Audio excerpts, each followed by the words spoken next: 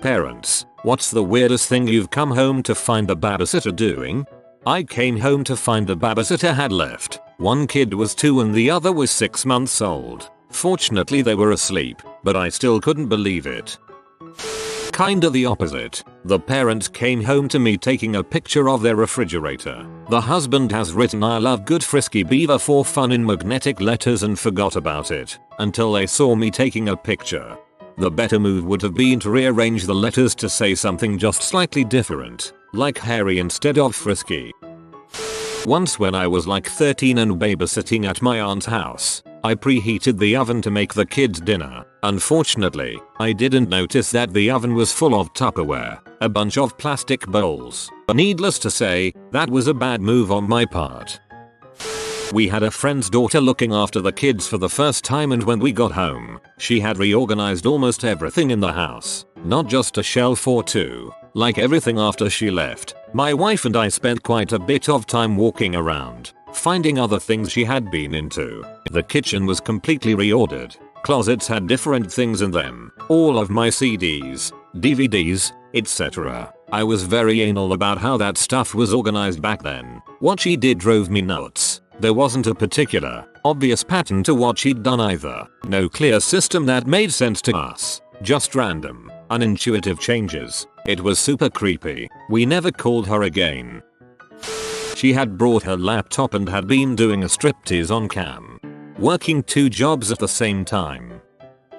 When I was 8 years old, my parents went out to dinner. They left me and my sister, 5, with a babysitter who happened to be my friend's sister. We were always pretty self-contained kids, so we were quietly playing with our toys and having a good time. The babysitter was only really there to make sure we didn't hurt ourselves, but apparently she wanted to be more involved. At about 9 PM, she screams for us to come into the living room. She then tells us that she saw a man outside wearing a mask and looking through the windows, and tells us to get down and be very quiet. I want to reiterate that I was 8 years old and had a 5-year-old sister, and we were told a criminal was outside by an authority figure. So we get down on the floor, insanely scared. We're there for about 10 minutes when we hear the handle of the door turning. My sister is silently sobbing. Our parents then walk in, asked what was going on, and then never hired that girl again. That babysitter is a terrible person. Long-time babysitter here. Once a kid's parents walked in on him licking carpet because I dared him to. They had a good laugh and still refer to it when they see me. This is not my story, thankfully. My good friend has a very rocky relationship with her mother-in-law. Not to the point that they would ever not see her. They all live in the same city, but definitely bad enough that I hear new insane mother-in-law stories every week. Her mill is way too attached to her husband. In a cut the umbilical cord already way. So, when they had their son, a lot of that was transferred to the baby. Things like calling the baby by my friend's husband's name and saying things like "You love grandma so much more than mommy and daddy, don't you?" Just a bit creepy and irritating. My friend and her husband went out for supper drinks when the baby was about 4 months old, leaving the mother-in-law to babysit. They came home early because my friend twisted her ankle, and everything was dark. No TV, no lights, nothing. They can hear the white noise in their son's room, and hear the rocking chair squeaking away. So, they go back to investigate, not turning any lights on or calling out as they go. Thinking it must have been a rough night with the baby, mother-in-law must be trying to get him back to sleep. The baby's door is open, and the nightlight in the hall was on so they can see into their son's room, and see mother-in-law, in the rocking chair with the baby, with her shirt pulled up, and her breast in the baby's mouth. The baby was fast asleep, latched onto grandma's saggy boobs. Needless to say, friend and hubby freak out. Mother-in-law cries, says she just wanted the baby to love her. They kick her out of the house, and as my friend says, have years of cringe-worthy images in their heads to try and drink away. TLDR. Friends come home to find mother-in-law with nipple in baby's mouth. This just scared the living frick out of me. You just described my mill to a T. My baby is just about 4 months old as well, and my husband doesn't understand why I won't let his batshit mom watch our baby without his dad around. It doesn't help that she accidentally calls herself mommy and her husband daddy when talking to the baby. I'm creeped. Shivers. My dad came home to my older sister crying and the babysitter on the porch smoking crack. Thankfully he forgot something, so he turned around on his way to work, or who knows what would have happened. Another babysitter peed on my parents' carpet while she was watching a movie with my sister. Well, when I was young I had a babysitter who was awesome at pretending and seemed really into the stories I would make up for my toys. A few years later my father received a phone call at 3 AM. It was my babysitter claiming that the men on CNN are trying to kill me. They are trying to kill me with the anthrax. My dad called the cops. Apparently they found her on the ground in her house, in an adult diaper, topless, holding a phone book and crying for her mommy. Yet it turns out the reason she was so awesome at pretending was because she was not pretending. She was completely bat crap crazy. Sounds like unchecked unmedicated schizophrenia. I once came home to my twin sister, gleefully tying up Patty awesome babysitter dude. He was on the phone with his girlfriend and figured it would keep my sister occupied. So what was the harm? The harm being that when there's one twin, the other one is eventually going to come back from the circus. And that twin knows where the rest of the clothesline rope is, and the yarn. We had him eventually so wrapped up that he could hardly move. Then he got off the phone and asked us to untie him. Now why would we do that? He got a little mad and finally gave us the ultimatum: untie him now, or he would call my parents from the phone we foolishly tied to his hand in our 8-year-old glee. He would give us to the count of 3, and then they were getting a call. After about 5 minutes of haggling with us, he finally started the countdown, 1, 2, and that's when my parents walked in at that very minute. I am a 30-year-old male, but when I was in middle high school I did a lot of babysitting and had a few regulars. This is the last time I babysat for one of them. I was very sick, but they called and asked me to babysit. I advised them I was sick but would do it if they really needed me to. They said they did, so I went over. They had 3 daughters, and the middle one was also sick. So I went through the normal routines and got them to bed, but the middle one just wouldn't stay down. So I said she could watch a movie with me, as I wasn't up for anything else. Well, I flicked through the cable channels and found a kid-friendly movie, and laid down on the couch. Well, due to my illness I promptly fell asleep. I guess in my sleep the 5-year-old crawled up on me and fell asleep on top of me. And there we were till the parents came home. And in the meantime the movie changed from a kid-friendly one to a very adult one. And the parents came home to me on the couch, with their 5-year-old on top of me, with a steamy scene in a movie playing on their big screen. They didn't really listen to my explanations. They drove me home. This was before I could drive, and never called me again. I felt terrible, and they were a great family to babysit for. Their daughters liked me, and were easy to handle, and their house was a nice place to chill after the kids went to sleep. Maybe they misunderstood you when you said you were really sick. Built a 4 feet tall house of cards around my sleeping 1-year-old. That's when I realized we have way more playing cards than any human should ever own.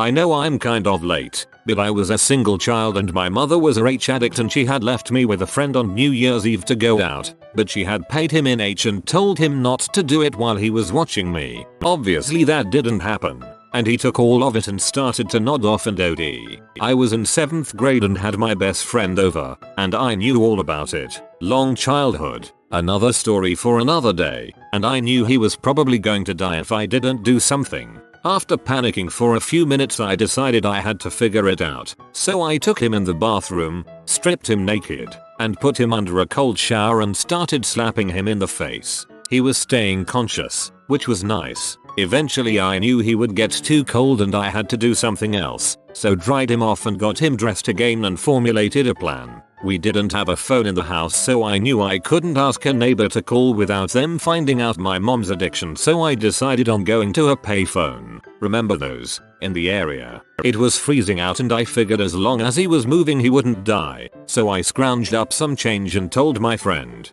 who was freaking out, that he was suffering an allergic reaction to a medication and I needed to get him help and I would be right back. We stepped out into the blustering cold and started walking. He was still completely out of it and was falling all over the place. I lived in a semi-suburban area and it was an arduous journey to the closest place I though would have a payphone. As it turns out, grocery stores don't have readily accessible phones outside. But he was coming to a little bit, so I started the walk back. tears streaming down my face and chapping my cheeks. Finally we got back to the house and I was confident he wouldn't OD, so I sat him down in a chair in the kitchen and sat across from him and just watched him to make sure he survived. My friend had fallen asleep and it was well past 2 in the morning, my mother not returning for another hour or so. Without pouring into another story, he still thanks me to this day, I'm in my 20s, for saving his life. Unfortunately he's serving a 5-year sentence for issues related to his addiction.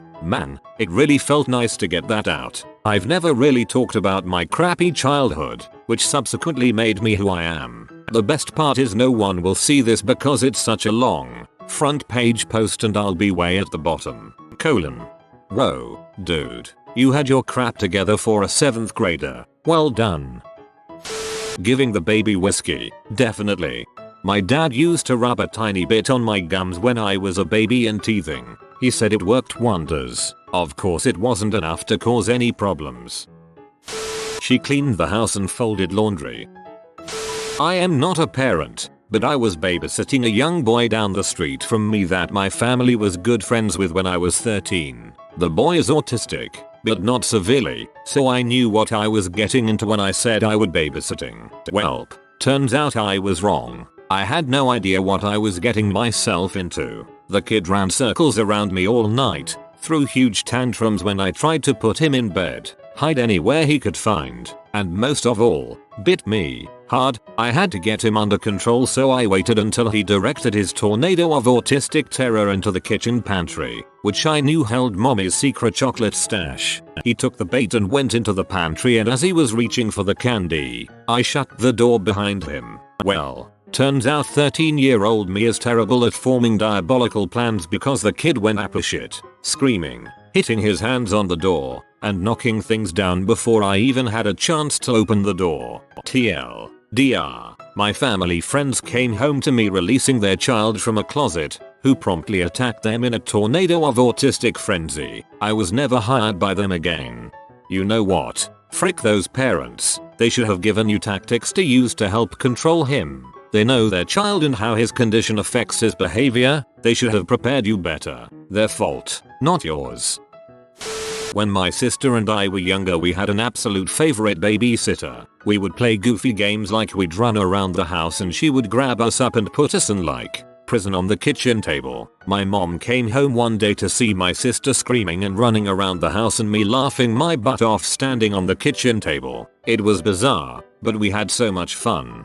Whenever I babysit, I do the exact same thing. It's incredible how easily children are amused. Just chase them around for some time, then let them chase you around for a while, jokingly acting scared, and they'll laugh their asses off.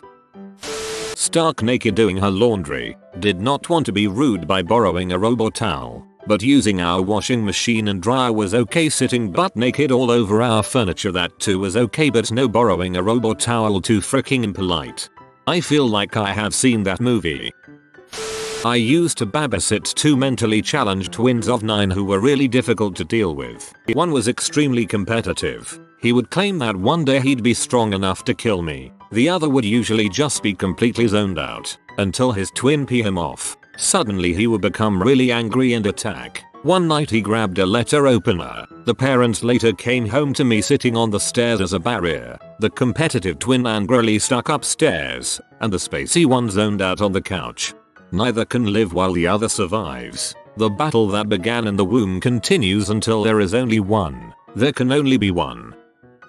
I'm the babysitter. The weirdest may have been me in showdown with their youngest. He was 4 at the time. See, the boys were brats, and the younger one, when in trouble, would throw a monster fit. But it would always boil down to him just standing there screaming, yelling in a straight monotone while looking you dead in the eye, waiting for you to give up, just to make the noise stop. But he miscalculated. I am also a younger sibling, and I am the undisputed queen on annoying noises in my family. Thus, the lines were drawn. Every time he got up from his timeout, or made a noise, the timeout clock reset to 5 minutes. Every time he tried to escape and play, it was a few minutes of yelling for him to realize I wasn't gonna budge. So his parents came home to us standing across the playroom from each other, him hollering like he couldn't breathe without screaming, and me just dead staring him with the kitchen timer in hand. The only time that family ever tipped, not for the hitting, the kicking, or the biting, not for forks or blocks or baseballs thrown at my head,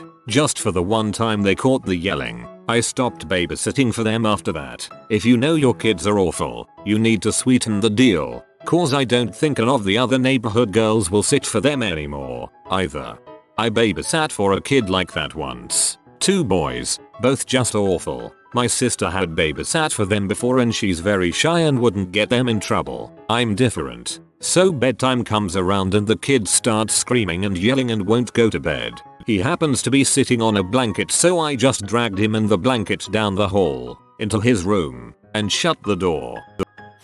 Not a parent, but one time while we were in France, I was probably 9ish. My sisters were like 6 and 3. My parents went out to dinner and left us with a babysitter they had found through a local agency. I was old enough to handle myself, but they figured being in a foreign country and having such a young child they should have someone there anyways. I don't remember anything from that experience, but from what my parents tell me, they came home to find the babysitter upstairs in one of the bedrooms on her phone. My youngest sister on the floor bleeding because she had waddled into a table and fallen and cut her head, and the other 2 of us hiding in the bathroom.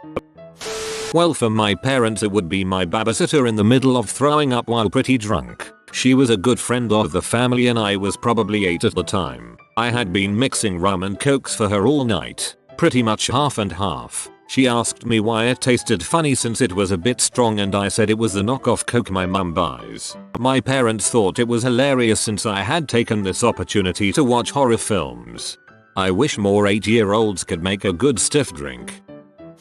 Gone. Hired a 14-year-old neighbor girl to watch my then 3-year-old daughter for 3 hours. I came home and daughter was alone on kitchen floor. More about that in a sec. So I'm like, where the heck is the babysitter? Called her mom and she said, oh. I yelled for her to come home because it was getting dark, and she went. Turns out she never told her mom she was babysitting. Anyhow, my daughter was fine. She was just sitting on the floor with a big pan. In the pan she had cracked 48 eggs and was mixing them in the bowl. It was close to Easter and I had bought them for the kids of the family to color. Anyhow, moral of story, be careful of young teen babysitters and learn to love omelets.